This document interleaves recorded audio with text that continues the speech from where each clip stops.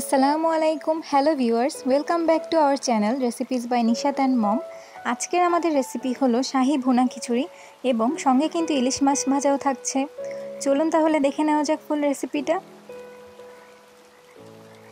প্রথমেই চাল ডালের পরিমাণটা বলে দিচ্ছি। এখানে মুগ ডাল নেওয়া হয়েছে 1 কাপ। মুগ ডাল শুকনো তাওয়াতে ভেজে নেওয়া হয়েছে, কিন্তু বেশিক্ষণ ভাজবেন না, বেশিক্ষণ ভাজলে কিন্তু ডালটা সেদ্ধ হবে না। আরও নেওয়া হয়েছে মুসুরের ডাল 1 কাপ এবং পোলাওয়ের চাল নেওয়া হয়েছে 3 কাপ। এবার একটা প্যানে তেল নিয়ে নেওয়া হচ্ছে। এখানে সরিষার তেল দিয়ে দেওয়া হলো আধা কাপ। তেলটা একটু গরম হয়ে গেলে দিয়ে দেওয়া হচ্ছে গোটা গরম মশলা। গোটা গরম মশলার মধ্যে দেওয়া হয়েছে 3টি তেজপাতা, 5টি এলাচ, 3টি দারুচিনি এবং 6-7টা করে গোলমরিচ ও লবঙ্গ দিয়ে দেওয়া হলো। গোটা গরম মশলাগুলোকে হালকা একটু ভেজে নিতে হবে।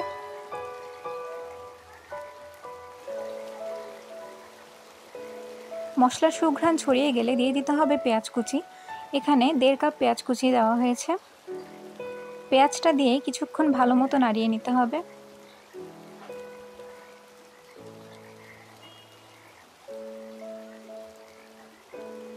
পেঁয়াজটা হালকা ভাজা ভাজা হয়ে যাওয়ার পরে দিয়ে দিতে হবে শাহি জিরা আধা চা চামচ। শাহি জিরাটা কিন্তু আপনারা অবশ্যই দিবেন যদি থাকে, আর শাহি জিরা যদি নাও থাকে নর্মাল জিরা দিলেও হবে, কিন্তু শাহি জিরা দিলে ফ্লেভারটা বেশি ভালো আসে।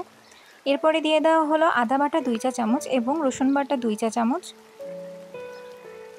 বাটা মশলা দিয়ে দেওয়ার পরে ভালো মতো নাড়তে হবে।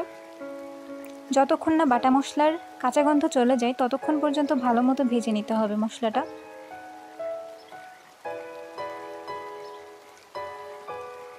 মশলা ভাজা হয়ে গেলে এবার দিয়ে দেওয়া হচ্ছে ধনিয়ার গুঁড়া 2 চা চামচ।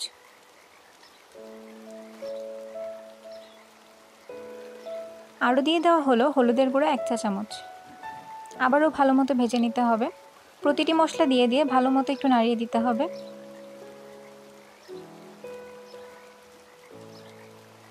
হালকা একটু পানি দিয়ে দেওয়া হচ্ছে। মশলাটা এই পানিতে ভালো মতো কষিয়ে নিতে হবে। পানি না দিয়ে দিলে মশলাটা পুড়ে যাওয়ার সম্ভাবনা থাকে, এই জন্য একটু পানি দিয়ে দেওয়া হলো। এখন দিয়ে দেওয়া হচ্ছে গরম মশলার গুঁড়া। গরম মশলার গুঁড়া দেওয়া হয়েছে 2 চা চামচ।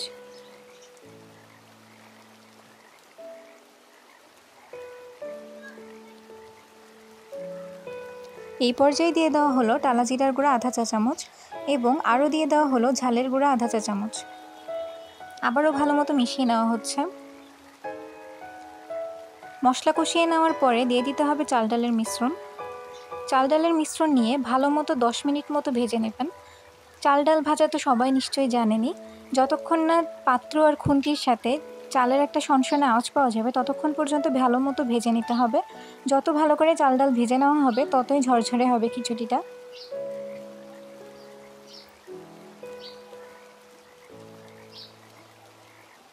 ভালো মতো ভাজা হয়ে গেলে দিয়ে দেওয়া হচ্ছে গরম পানি। এখানে আপনারা যতটুকু চাল ডাল ইউজ করবেন মোটের উপরে ডবল পানি ইউজ করতে হবে। আর যারা নতুন রাঁধুনি তারা ডবল পানির জায়গায় আধা কাপ পানি কম ইউজ করবেন, তাহলে খিচুড়িটা একদম পারফেক্ট হবে। এই পর্যায়ে দিয়ে দেওয়া হলো রসুনের কোয়া। 20-30টা রসুনের কোয়া দিয়ে দেওয়া হলো। রসুনের কোয়াটা আপনারা অবশ্যই দিবেন, এতে করে খিচুড়িটা যখন খাবেন দাঁতের তলায় যখন রসুনের কোয়াগুলো পড়বে খুবই মজা লাগে। আরও দিয়ে দেওয়া হলো কাঁচামরিচ ফালি 6-7টা এবং দিয়ে দেওয়া হলো স্বাদ মতো লবণ। আপনারাও আপনাদের স্বাদ অনুযায়ী লবণটা অ্যাড করে দিবেন। এবার ঢাকনা দিয়ে দেওয়া হচ্ছে। ঢাকনা দিয়ে 5 থেকে 7 মিনিট পরে ফিরে আসা হলো। পানিটা অনেকটাই শুকিয়ে গেছে। এই পর্যায়ে একটু নেড়ে দিতে হবে, মাঝে মাঝে নেড়ে দিতে হবে যাতে করে নিচে লেগে না যায়। লবণটা ঠিক আছে নাকি একটু চেক করে নেওয়া হলো।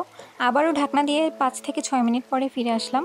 এই পর্যায়ে পানিটা কিন্তু একদমই শুকিয়ে গেছে। আবারও ভালো মতো নেড়ে দিতে হবে এবং দিয়ে দেওয়া হলো ঘি 2 চা চামচ। ঘি দিয়ে আলতো করে আরেকবার নেড়ে দিতে হবে এবং দিয়ে দেওয়া হলো কেওড়ার জল 1 চা চামচ। ফাইনাল ঢাকনা দিয়ে 5 থেকে 7 মিনিট রাখলেই এই তো খিচুড়ি একদম রেডি হয়ে গিয়েছে। এবার চলে যাওয়া যাক ইলিশ মাছ ভাজাতে। এখানে ইলিশ মাছগুলো হলুদ আর মরিচ আর লবণ দিয়ে মেখে রাখা হয়েছিল। একটা প্যানে তেল গরম করে মাছগুলো দিয়ে দেওয়া হচ্ছে। মাছগুলো 2-3 বার উল্টিয়ে পাল্টিয়ে দিলেই সুন্দর মতো ভাজা হয়ে যাবে। খিচুড়ির সাথে ইলিশ মাছ ভাজা আর ডিম ভাজা হলে আর কি লাগে বলেন? বৃষ্টির দিনে এর থেকে মজার খাবার মনে আর হয়ই না। সবারই মনে হয় কম বেশি খিচুড়ি, ইলিশ মাছ ভাজা এগুলো খুবই প্রিয়। আমাদের সবার তো খুবই প্রিয়। আর আম্মুর হাতের খিচুড়ি হলে তো আর কিছুই লাগে না। এখানে আম্মু ইলিশ মাছ ভাজাগুলোকে পেঁয়াজ ভাজা দিয়ে পরিবেশন করে নিল। আমার নানু বাড়িতে এইভাবে মাছ ভাজা সবসময় পেঁয়াজ ভাজা দিয়ে পরিবেশন করা হয় খুলনাতে।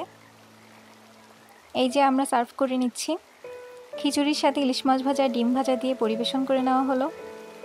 খেতে ভীষণ মজা, আপনারা অবশ্যই এই রেসিপিটা ট্রাই করবেন। এবং আমাদের ভিডিওগুলো যদি ভালো লেগে থাকে প্লিজ ইউটিউব চ্যানেলটা সাবস্ক্রাইব করে দেবেন এবং ফেসবুক পেজে ফলো দিয়ে আমাদের পাশেই থাকবেন এবং ভিডিওতে লাইক কমেন্ট করতে কিন্তু ভুলবেন না। আবারও চলে আসবো নতুন কোনো ভিডিও নিয়ে, ততদিন ভালো থাকবেন।